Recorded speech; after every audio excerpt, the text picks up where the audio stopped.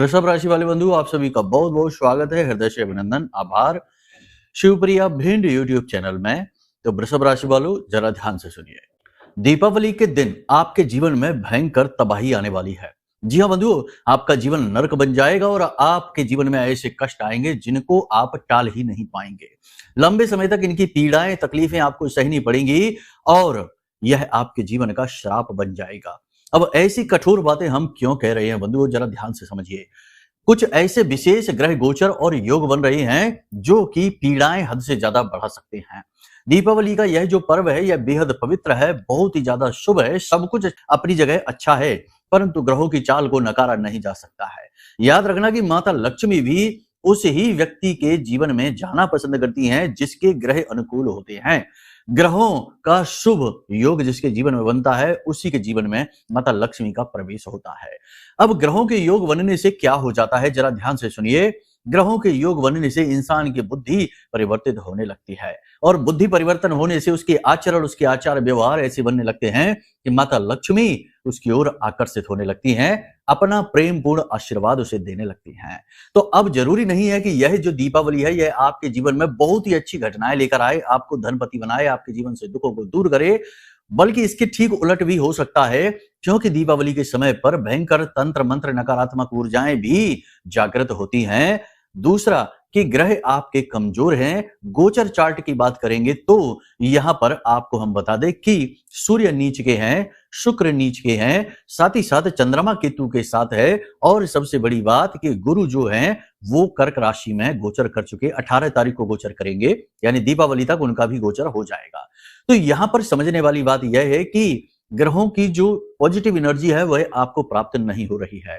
उसे आपको लेने के लिए, उससे यानी ग्रहों के गोचरों का सीधा लाभ आपको लेने के लिए कुछ जरूरी नियम अपने जीवन में बनाने पड़ेंगे, कुछ जरूरी सावधानियां रखनी पड़ेंगी, और सबसे महत्वपूर्ण बात है कि कुछ जरूरी उपाय क्रियाएं करने पड़ेंगे। अब एक अच्छी बात यहां पर यह है कि ये जो ग्रहों के विशेष परिवर्तन हो रहे हैं, ये बहुत ही अच्छे समय पर हो रहे हैं। यानी कि यहां पर आपको पूरा अवसर दे रही है प्रकृति, ये यूं कहें कि भगवान, कि आप इन नेगेटिव परिस्थितियों को टाल सकते हैं, वरना बहुत कुछ अनर्थ भी हो सकता है। आज का यह कार्यक्रम आपके जीवन के लिए किसी संजीवनी बूटी से कम नहीं है बंधुओं। बड़ी मेहनत के साथ इस कार्यक्रम को हमने संजोया है। इस कार्यक्रम में हमने आपको 4-5 चीजों के विषय में गहरा और बहुत बहुत ही महत्वपूर्ण ज्ञान दिया है। सबसे पहले तो हम कुछ प्रश्न हैं जो अक्सर लोग हमसे अभी पूछ रहे हैं, व्हाट्सएप के माध्यम से या फिर कमेंट के माध्यम से लोग पूछ रहे हैं कि आखिर दीपावली है किस दिन। कोई कहता है 20 तारीख को, कोई कहता है 21 तारीख को। कंफ्यूजन बहुत ज्यादा मन में हो रहा है। तो इसका जवाब जो तिथि के आधार पर, ज्योतिषीय नियमों के आधार पर हम देंगे आपको। न केवल दीपावली की धनतेरस, नरक चौदस और दीपावली के संपूर्ण तिथि का बखान करेंगे, चीजें आपको बहुत अच्छी तरीके से समझाएंगे। इसी के साथ साथ हम आपको बताएंगे कुछ ऐसे उपाय जो गुप्त रूप से आपको कर लेने हैं, केवल एक बार कर लेना इस उपाय को। इससे पूरा साल माता लक्ष्मी स्थिर होकर आपके घर में विराजमान हो जाएंगे, स्थिर लक्ष्मी का वास होगा, आरोग्य का आशीर्वाद आपको प्राप्त होगा। मतलब कि घर में बीमारियां हैं, कलह क्लेश है, तनाव है, पैसा रुकता ही नहीं है, किसी न किसी कारण से निकल ही जाता है, तो इसका भी आपको हम समाधान बताएंगे। बड़ा शक्तिशाली उपाय बताएंगे जो दीपावली के दिन ही आपको करना रहेगा। आप चाहें तो अभी से भी कर सकते हैं, लेकिन दीपावली के दिन करने का बहुत अधिक महत्व है। लेकिन इसी के साथ साथ आपको हम एक और ऐसा उपाय बताएंगे जिसे लाल किताब का रामबाण उपाय कहते हैं। इस उपाय में छुटकारा प्राप्त किया जाता है। जी हाँ बंधुओं, वैसे तो लोग अक्सर ये बताते हैं कि ये लेना है, ये हासिल करना है, तो ये उपाय वो उपाय, लेकिन बहुत सारी चीजें हमारे जीवन में ऐसी भी होती हैं जिनसे हमें छुटकारा चाहिए। यानी कुछ ऐसे लोग हैं, विषैली मानसिकता के लोग हैं, जिनसे हमें छुटकारा चाहिए, तो उनसे छुटकारा दिलाने का उपाय है ये। साथ ही साथ हमारे जीवन की निगेटिव परिस्थितियां हैं जो हमारा पीछा नहीं छोड़ रही, बीमारी है जो पीछा नहीं छोड़ रही, कर्जा है जो पीछा नहीं छोड़ रहा। इसी के साथ साथ आपको हम बता दें कि आपकी ही कोई ऐसी आदत है, कोई ऐसी आपकी तौर तरीके हैं, विचारधारा है, किसी को नशा करने की आदत है, किसी को झूठ बोलने की आदत है, किसी को काम को टालने की आदत है। आप में से बहुत सारे लोग ऐसे हैं जिनको ये आदतें हैं और आप जानते हैं कि आपको ये दुर्गुण है और इनसे आप छुटकारा पाना चाहते हैं, लेकिन नहीं पा रहे हैं। तो दीपावली के दिन आपको ये एक उपाय करना है जो आपको चीजों से छुटकारा दिला देगा। आप कुछ ही दिनों में परिवर्तन महसूस करेंगे और एक बार किया जाने वाला ये भी उपाय है। यानी कहने का मतलब ये है कि ये जो कार्यक्रम है ये बड़ा ही शक्तिशाली है, बहुत ही महत्वपूर्ण विषयों को लेकर आया है और साथ ही साथ बताएंगे 5 बड़े प्रभाव, या यूं कहें कि भविष्यवाणियां जो कि इन ग्रह गोचरों के आधार पर आपके जीवन में घटित होने वाली हैं अगले 3 से 5 दिनों में। जी हाँ बंधुओं, तो आपको इस कार्यक्रम को अंत तक जरूर देखना है, क्योंकि इस कार्यक्रम को नहीं देखा तो समझो कि आपने अपने जीवन में आ रही शुभ घटनाओं को दरवाजे से ही वापस लौटा दिया। जी हाँ, ऐसा ही होता है, तभी तो कहा जाता है कि विनाश काले विपरीत बुद्धि। अब जिनकी बुद्धि विपरीत है, जिनका विनाश काल नजदीक है, वो तो कार्यक्रम छोड़कर जा भी चुके या फिर जाने का मन बना रहे हैं। लेकिन जिनके पास में अभी ईश्वर का आशीर्वाद है, उनके पुण्य प्रताप का घड़ा अभी भरा हुआ है, उनके पूर्वजों की कृपा है, गुरुजनों का आशीर्वाद है, वे लोग अभी भी कार्यक्रम पर टिके हुए हैं, अंत तक जाएंगे और अपने जीवन को बदल डालेंगे। कहने का मतलब यह है कि आपकी बुद्धि, आपके निर्णय, आपकी विचारधारा ही आपके जीवन को आकार देती है और आपके ये तीनों के तीनों क्षेत्र हैं, ये ग्रहों से रूल होते हैं, यानी ग्रह प्रभाव डालते हैं इन चीजों पर। तो इसलिए ग्रह से जुड़े कार्यक्रम जानना, समझना, खास तौर से विशेष पर्व और त्योहार पर अत्यंत आवश्यक हो जाते हैं। तो चलिए बंधुओं, उम्मीद करते हैं सारी बात आप समझ रहे हैं। अब कार्यक्रम में अंत तक अवश्य ठहरेंगे। मूल विषय को प्रारंभ करते हैं महामाई को याद करते हुए। कमेंट बॉक्स में पूरे भक्ति भाव के साथ मां भगवती को, मां को याद करते हुए लिख डालिए, जय मां भद्रकाली कृपा करो। महामाई निश्चित तौर पर आपके ऊपर कृपा कर चुकी हैं, तभी ये कार्यक्रम आप देख पा रहे हैं, वरना कहां इतना धैर्य आज के समय में लोगों को देखने को मिलता है। 2 मिनट में ही लोग उब जाते हैं। भाव यदि गहरा है तो ये भी लिखिए कि मैं भी माई के परिवार का हिस्सा हूं। माता रानी निश्चित तौर पर आपका ख्याल रखेंगे और अपना प्रेम पूर्ण आशीर्वाद आपके ऊपर लेकर आएंगे। चलिए बंधु, अपने मूल विषय को शुरू करते हैं। जय माई की। बंधुओं, ज्योतिष और तंत्र विद्या के क्षेत्र में आचार्य अमित एक जाना माना नाम है। पूज्य गुरुदेव के साधनाओं और ज्योतिष विद्या के अनुभव बेहद दिव्य है। जी हाँ, पूज्य गुरुदेव ने जिसकी भी कुंडली का विश्लेषण किया और कुंडली के अनुसार उसे सटीक उपाय व महामाई माँ बगलामुखी की विशेष कृपा दी, उसके जीवन में सकारात्मक बदलाव तो आ ही है। फिर चाहे समस्या कितनी ही कठिन क्यों ना हो, समाधान तो अवश्य हुआ है। अब ऐसे में यदि आप भी अपने जीवन की किसी बड़ी समस्या से जूझ रहे हैं, जैसे कि कर्जा बढ़ता ही जा रहा है, काम धंधा और व्यापार सब रुक चुका है, रिश्ते नातों में तनाव हद से ज्यादा बढ़ गया है, पूरा जीवन ही नकारात्मकताओं से भर गया है, तो ऐसे में यही सही समय है जब आप श्रेष्ठ गुरु से मार्गदर्शन प्राप्त करें और जीवन के अंधकार को समाप्त कर दिव्य प्रकाश की ओर कदम बढ़ाएं। वीडियो में दिए गए नंबरों पर तुरंत संपर्क करिए और अपनी कुंडली का विश्लेषण व समाधान पूज्य गुरुदेव के द्वारा करवा लीजिए। देर ना करें, आपके देवी देवताओं के आशीर्वाद से ये मौका खुद चलकर आपके पास आया है, इसे गंवाना नहीं है। अभी फोन करें और गुरुदेव से मार्गदर्शन प्राप्त करें। महामाई आपका कल्याण करें। धन्यवाद। बात करते हैं पहले कि ये कंफ्यूजन दूर करते हैं कि धनतेरस, नरक चौदस, दीपावली। चलो धनतेरस के बारे में तो पता ही है कि 18 तारीख को धनतेरस है, लेकिन समय बता देते हैं। 12:18 दोपहर से धनतेरस का समय प्रारंभ हो रहा है और अगले दिन उसके यानी 1:51 से नरक चौदस का समय प्रारंभ हो रहा है। यानी नरक चौदस के कोई उपाय इससे पहले नहीं करने हैं। इसी के साथ साथ दीपावली का समय 3 बज के यानी 20 तारीख को 3:44 से प्रारंभ हो रहा है शाम के समय से, ठीक है। और रात्रि में दीपावली मनाई जाती है, अमावस की रात्रि होती है, रात्रि का पर्व है तो रात्रि का महत्व होता है। यदि उदया तिथि यानी दिन का पर्व होता है और उदया तिथि को मानते तो यह 21 तारीख तक जाती, लेकिन यह रात्रि का पर्व है, इसलिए 20 तारीख को ही मनाया जाएगा। कंफ्यूज होने की कोई आवश्यकता नहीं है, ज्योतिष यही कहता है। याद रखना कि हम किस त्योहार को मना रहे हैं, इस पर निर्भर करता है कि हम तिथि को किस हिसाब से लेंगे। मानकर चलते हैं यही तिथि है जो 3:44 से प्रारंभ हो रही है और 21 तारीख को शाम को 5:54 तक जा रही है। तो अब इसमें जो अमावस की रात्रि है, वह रात्रि का जो समय है, जो रात्रि के मनाने वाले त्योहार तो रात्रि में मनेंगे, तो रात्रि को जो अमावस की तिथि है वही तो रहेगी 20 तारीख को। और यदि दिन में मनाने वाला त्योहार है कोई, तो उदया तिथि 21 तारीख को मानी जाएगी, ठीक है। यहीं से इन चीजों को क्लियर तरीके से समझा जा सकता है। उम्मीद है आप समझ चुके हैं, कंफ्यूज नहीं होना है, जिसको जैसे मनाना है मनाने दो, आप नियमबद्ध तरीके से चलो, ठीक है। तो ये यहां पर हो गया। अब बात करते हैं ग्रह गोचरों की। तो पूरे 12 वर्षों के बाद 18 तारीख को बृहस्पति जो है वो कर्क राशि में जा रहे हैं और कर्क राशि में जाकर बृहस्पति उच्च के हो जाते हैं। और सूर्य देवता की बात करें तो 17 तारीख को ही यानी 17 अक्टूबर को सूर्य देवता तुला राशि में गोचर कर चुके हैं। लगभग 2 बजे के आसपास का यह समय है, 2 बजे से 10 मिनट पहले 1:51 के आसपास का समय है दिन में। सूर्य देवता गोचर कर चुके हैं, यानी सूर्य नीच के हो चुके हैं, शुक्र नीच के हैं और गुरु जो है ना उच्च के अवश्य हैं कर्क राशि में, लेकिन वहां पहुंचकर मारक हो जाते हैं, यानी अति आत्मविश्वास, ओवर कॉन्फिडेंस बढ़ाएंगे, ज्ञान का अभिमान करेंगे, अपने आप को कुछ समझने लग जाएंगे, ईगो की समस्या आने लगेगी और बात ईगो की वजह से बिगड़ने लगेगी, वाणी खराब होने लगेगी और प्रेम के रिश्ते खराब होने लगेंगे। सरकार से जुड़े हुए मामले आपके हैं वो पेंडिंग होने लगेंगे, आगे बढ़ने लगेंगे। पिता से आपका मनमुटाव हो सकता है, तनाव की स्थिति उत्पन्न हो सकती है, बनेगी नहीं, साथ ही साथ आपके मान सम्मान पर भी आन आ सकती है। थोड़ा अपने आप को देखकर चले, अपने आसपास के वातावरण को देखकर समझ कर चले, लोगों के साथ किसी भी प्रकार से विवाद में, झगड़े में, तनाव में ना पड़े, क्योंकि ये शनि बकरी है और राहु भी अच्छी स्थिति में नहीं है, उग्र स्थिति में है। ऐसी स्थिति में ये जो नेगेटिव स्थिति बन रही है, क्योंकि यहाँ पर सूर्य मंगल का भी मेल हो रहा है, तो उग्रता बढ़ेगी, आक्रामकता बढ़ेगी, वाणी असभ्य हो जाएगी, क्रोध का भाव बढ़ेगा, जरा जरा सी बात पर आपको तिलमिलाहट होगी, काम की अधिकता की वजह से आप प्रेशर में आ सकते हैं, खर्चा बढ़ने की वजह से, क्योंकि खर्चा बढ़ेगा, खर्चा बढ़ने की वजह से आप तनाव में आ सकते हैं। आपको अपने ऊपर नियंत्रण रखना होगा, अपनी बातों को गंभीरता से कहना होगा, हल्के फुल्के अंदाज में बात आप कहेंगे, लोग आपका मान सम्मान ही नहीं करेंगे, आपकी बात का महत्व ही नहीं रखेंगे। पीठ के पीछे लोग आपके बारे में अनाप शनाप बातें करेंगे, आपके मान सम्मान को गिराने के लिए, आपकी छवि खराब करने के लिए लोग उल्टी सीधी बातें आपके बारे में फैला सकते हैं। आपको लोगों को इग्नोर करना होगा, छोटी छोटी बातों को इग्नोर करना होगा और इमोशनली आपको बहुत मजबूत रहना होगा, क्योंकि इस समय चंद्रमा भी केतु के साथ गोचर कर रहे हैं, तो ये एक तरीके का इमोशनली अनस्टेबल वातावरण बनाते हैं। कहने का मतलब ये है कि आपको 3-4 तरीके की परेशानी यहाँ पर घेरने वाली हैं अगले 3 से 5 दिनों में। पहली परेशानी ये होगी कि आपके काम बनेंगे नहीं, काम अटकते चले जाएंगे, रुकते चले जाएंगे, गति समाप्त हो जाएगी कार्यों की।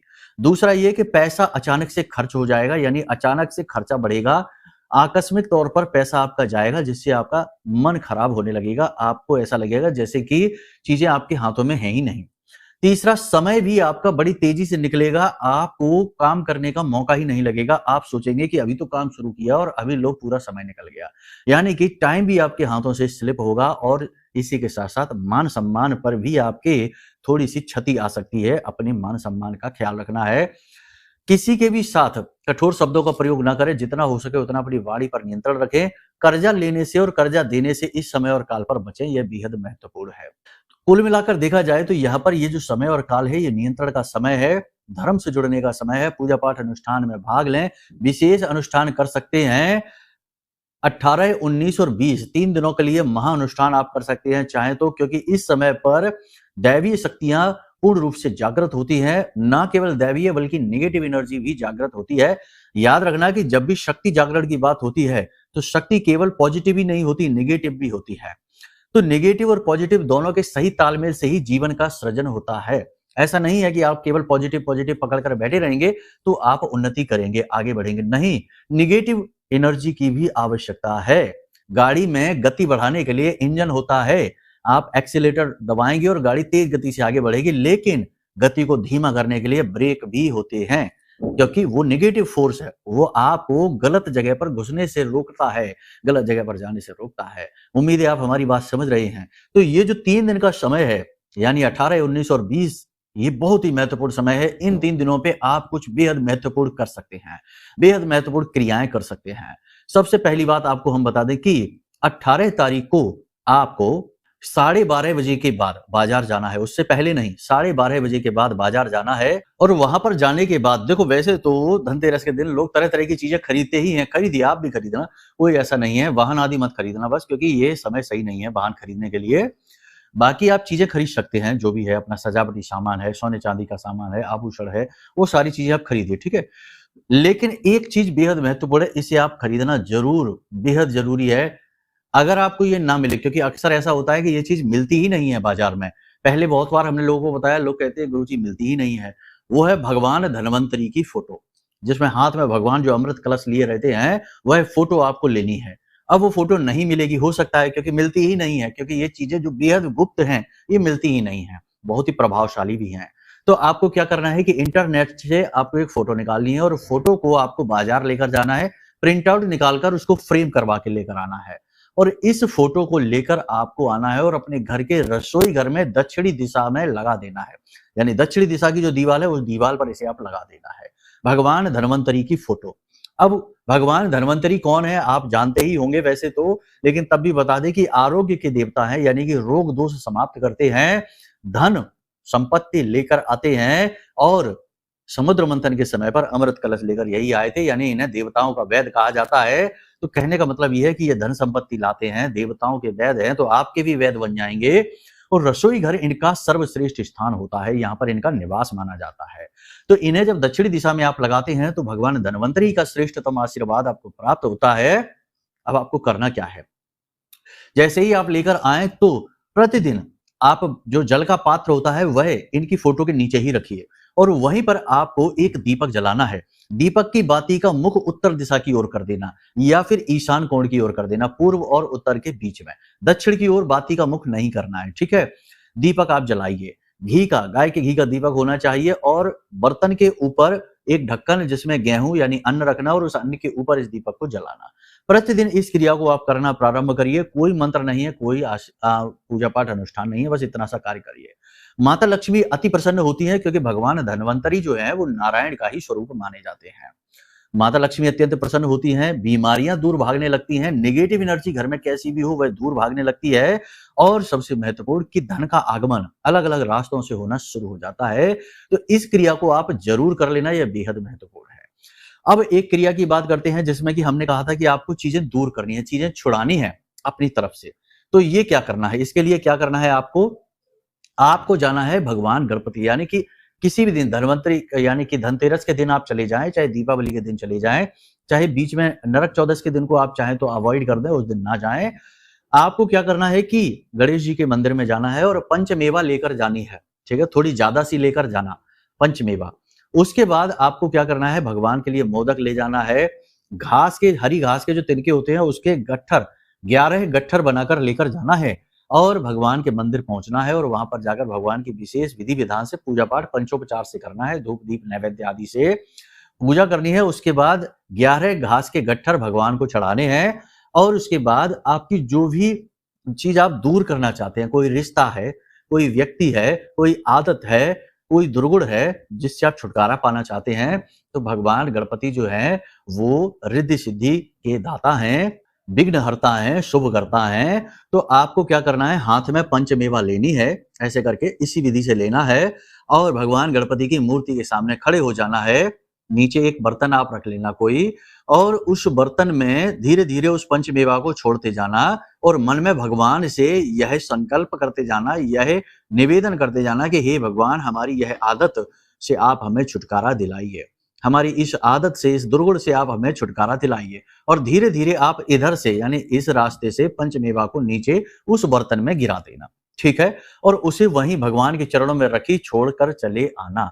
11 घास के गट्ठर जो आप लेकर आए हैं, वे घास के गट्ठर अपने घर लेकर आ जाना है भगवान का आशीर्वाद समझकर, और उन घास के गट्ठरों को अपनी पूजा घर में रख देना है। उसके बाद प्रतिदिन जब आप घर से बाहर निकले तो एक घास के गट्ठर को लेकर जाइए, काम पर जा रहे हैं, ऑफिस जा रहे हैं, कहीं भी जा रहे हैं, और घर से बाहर निकलकर घर से दूर जाकर कोई चौराहा मिले, कोई भी चौराहा मिल जाए, उस चौराहे पर जाकर धीरे से उस गट्ठर को छोड़ दीजिए। 11 दिन तक इस क्रिया को आप करके देखिए, 100% ये उपाय काम करता है। आपको खुद ही महसूस होने लगेगा। कर्जा है, कर्जे से छुटकारा चाहिए, ये कर्जे के लिए भी कर सकते हैं, बीमारी के लिए कर सकते हैं, किसी भी चीज से छुटकारा पाने के लिए इस क्रिया को कर सकते हैं। और इसका सर्वोत्तम दिन है दीपावली का दिन। इस दिन आप करिए, आनंद ही आ जाएगा। इस उपाय को करके आप जरूर देखना, और इसके बाद हमें आप बताना जरूर कि आपको कैसे परिणाम प्राप्त हुए हैं। निश्चित ही पॉजिटिव रिजल्ट मिलेंगे। अब हमने आपसे कहा था कि श्री सूक्तम का पाठ करिए, बहुत आवश्यक है। अब यहाँ पर 2 बातें हैं। यदि आप शत्रुओं से परेशान हैं तो मां बगलामुखी हमारी आराध्य देवी हैं, इनकी कवच साधना प्रारंभ कर दीजिए 3 दिनों के लिए। 3 दिन यानी कि 18, 19 और 20 के लिए कवच साधना प्रारंभ कर दीजिए। बेहद आवश्यक है। 7 कवच पाठ प्रतिदिन आपको करने हैं। 3 दिन की साधना संकल्प लेकर कर लीजिए। और यदि आप लक्ष्मी यानी धन लक्ष्मी का आगमन चाहते हैं, पैसे के लिए परेशान हैं, तो आप श्री सूक्तम की साधना कर सकते हैं। श्री सूक्तम का आप 7 बार पाठ करेंगे। मेहनत लगेगी, समय लगेगा, ये बात निश्चित है। मेहनत लगेगी, समय लगेगा, लगने दो, कभी कभी करना पड़ता है। तो 7 बार श्री सूक्तम का पाठ एक ही स्थान पर बैठकर करना है। संकल्प लेकर इस क्रिया को करना है। संकल्प लेने की विधि बड़ी ही सरल है। हाथ में जल लेना है, चावल लेने हैं और लाल पुष्प लेना है और भगवान के सामने यानी माता लक्ष्मी के सामने हाथ जोड़कर इस तरह से संकल्प में जल लेकर, अपनी अंजुरी में जल लेकर और अपना नाम, कुल, गोत्र और अपने जीवन की समस्या के, हे माता, हमें धन की बहुत आवश्यकता है, आप हमारे जीवन में धन लेकर आइए। हम प्रयास अवश्य करेंगे, लेकिन हमारे प्रयास फलित नहीं होते। इन प्रयासों को फलित कराइए और अलग-अलग मार्गों से धन बरसाने की कृपा हमारे जीवन में करिए। और इसी हेतु हम 7 श्री सूक्तम पाठ का संकल्प लेते हैं 3 दिनों के लिए। इस प्रकार से आपको संकल्प लेना है और जल जमीन पर छोड़ देना है और इसके बाद आपको प्रतिदिन निश्चित समय पर, रात्रि के समय ये क्रिया करनी है, निश्चित समय पर बैठकर श्री सूक्तम का पाठ करना है। बस इतना सा करना है और इसी के साथ-साथ शत्रुओं से छुटकारा पाने के लिए, कोर्ट कचहरी में विजय पाने के लिए या नेगेटिविटी से छुटकारा पाने के लिए मां बगलामुखी का कवच पाठ, 7 कवच पाठ की 3 दिन की साधना कर लो। बस इतना सा ही कर लो। देखो, गृहस्थ लोगों के लिए इतना ही बताया जाता है। मंत्र साधना गृहस्थों को नहीं बताई जा सकती है, उसके लिए प्रक्रियाएं बड़ी हैं, तो वो बाद की बात है। फिलहाल इतने से ही आपको काफी आनंद प्राप्त हो जाएगा। ठीक है, जो भी जरूरी बातें थी सारी हमने आपको बता दी। ग्रह गोचरों के आधार पर आपको हमने सावधानियां बता दी हैं, कुछ जरूरी उपाय क्रियाएं भी बता दिए हैं। इन्हें करना प्रारंभ करिए और गौ माता की सेवा करना जरूर प्रारंभ करिए। 3 दिनों के लिए तो जरूर करिए। प्रतिदिन हरी हरी घास गाय माता को खिलाइए, साथ ही कुछ कच्चे आलू बीच में से काट कर हल्दी, उनमें पिसी हुई हल्दी लगाकर उन आलूओं को गाय माता को खिलाना शुरू करिए। चमत्कार हो जाएगा, माई की कृपा आएगी ही आएगी, ग्रहों के भी लाभ प्राप्त होंगे। लेकिन अब यहाँ पर एक और चीज आपको हम बता दें, जो हर बार बताते हैं कि कभी कभी कुंडली में ऐसे ग्रह योग होते हैं जो हमारे हर एक उपाय, हर एक क्रिया और पूजा पाठ को फलित ही नहीं होने देते। जैसे शनि और केतु बैठ गया तो शापित योग है, अब तो शाप लगा है, कोई उपाय फलित ही नहीं होगा। किसी विशेष ग्रह से कोई पितृ दोष आ रहा है तो फिर वो पितृ दोष पहले शांत करो, उसके बाद उपाय फलित होंगे। कितनी ही पूजा कर लो, उसका फल नहीं मिलेगा। गुरु चांडाल योग बन रहा है तब भी पूजा पाठ का फल नहीं मिलता है। बहुत सारी योग युतियां हैं जिनकी वजह से जीवन नर्क बन जाता है। लाख पूजा करिए, उपाय करिए, कुछ भी फलित नहीं होता है। तो पहला काम यह है कि आप अपने प्रारब्ध को सुधारिए, यानी कि कुंडली के उन दोषों को जानिए और उसके आधार पर उपाय करके उन दोषों को दूर करिए। फिर आपके जितने भी पूजा पाठ कर्म है सबका फल आपको मिलेगा। यानी अचानक से जीवन में गति आ जाएगी जैसे ही आप इन दोषों को शांत करेंगे। इसके लिए आप अपनी कुंडली का विश्लेषण कराइए, ये सबसे महत्वपूर्ण विषय है, इसे बिल्कुल न टालिए। जितना टालेंगे उतना ही परेशान होंगे। ठीक है, नंबर वीडियो में दिया गया है, हम आपकी कुंडली विश्लेषण करके दे देंगे। चिंता नहीं करना है, सारा काम शुद्धता के साथ होगा, महामाई मां बगलामुखी की कृपा और आशीर्वाद के साथ होगा। ठीक है, कुछ भी गलत नहीं है, बिल्कुल भी संशय मन में लेकर नहीं आना है। सेवा भाव है, उसी भाव के साथ जुड़ जाइए माई के धाम से। ठीक है, इसी के साथ साथ हम आपको बताना चाहेंगे कि आज का ये जो निगेटिव वातावरण है, इससे बच पाना बहुत मुश्किल है। तो इस निगेटिविटी में लोग तंत्र मंत्र कर रहे हैं, नजर टोना टोटका कर रहे हैं, तमाम तरीके की क्रियाएं कर रहे हैं, जिससे कि बहुत सारे दुख जीवन में यूं ही अनायास ही घुसे चले आते हैं और जातक परेशान होता रहता है। तो सर्वश्रेष्ठ ये रहेगा कि आप यह महारक्षा कवच भी ऑर्डर अवश्य कर लें। इसके साथ ये होगा कि आपके जीवन में अचानक से निगेटिविटी दूर हट जाएगी, आपको तुरंत इसका फल प्राप्त होगा। जिन लोगों ने इस महारक्षा कवच को मंगाया है उनके बड़े विचित्र अनुभव हमें देखने को मिलते हैं। कुछ लोग कहते हैं कि गुरुजी हमारे रोंगटे खड़े होने लगते हैं, और कुछ लोग कहते हैं कि गुरुजी हमें तो रात्रि में माई के दर्शन ही हो गए। बड़ा ही अजीब है, क्योंकि इस महारक्षा कवच में महामाई की शक्ति समाहित है, माई के सिद्ध मंत्र से यह जागृत अभिमंत्रित है। ये कोई साधारण कवच नहीं है, बहुत ही छोटी सी दक्षिणा के साथ यह आपके लिए उपलब्ध है। तो आप इसे भी ऑर्डर कर लीजिए और कुंडली का विश्लेषण भी करा लीजिए। इसके बाद आपके जीवन में जो भी कष्ट है उनका पूर्ण शमन हो जाएगा, फिर रास्ता खुलेगा आपके सौभाग्य का, आपके दुखों से मुक्ति का। ठीक है, सलाह देना हमारा काम है, गुरु का यही कार्य होता है, मार्ग दिखाना। चलना ना चलना चेले का काम है, आपकी मर्जी रहेगी, जैसा चाहे वैसा। जो भी सेवाएं, जो भी आपको सुविधाएं चाहिए, आप धाम पर जो नंबर वीडियो में दिए गए नंबरों पर फोन करिए, आपकी पूर्ण रूप से सेवा की जाएगी। माई ने हमें यहाँ इसीलिए बिठाया हुआ है। जब तक माई का आदेश है बैठे हैं, जिस दिन आदेश आएगा हट जाएंगे, उन्हीं के आधार पर ही तो चल रहे हैं। चलिए, उम्मीद करते हैं सारी बातें आपने समझ ली हैं। अब माई के लिए भाव प्रकट करिए पूरे भक्ति भाव के साथ कमेंट बॉक्स में फिर से लिख डालिए, जय मां बगलामुखी कृपा करो, रक्षा करो। हमारे प्रिय और परम पूज्य आचार्य जी ने अपनी साधनाओं के अनुभवों पर आधारित शक्तिशाली उपाय और क्रियाओं के माध्यम से हजारों लोगों के जीवन को पूरी तरह से बदला है। आचार्य जी के द्वारा बताया गया हर एक उपाय इतना सटीक और कारगर होता है कि जो भी इसे पूरे भाव के साथ कर लेता है उसे साक्षात महामाई की कृपा और आशीर्वाद प्राप्त हो जाती है। इसलिए निसंकोच इन उपायों को पूरे भाव के साथ करिए, आपका कल्याण होगा। जय माई की।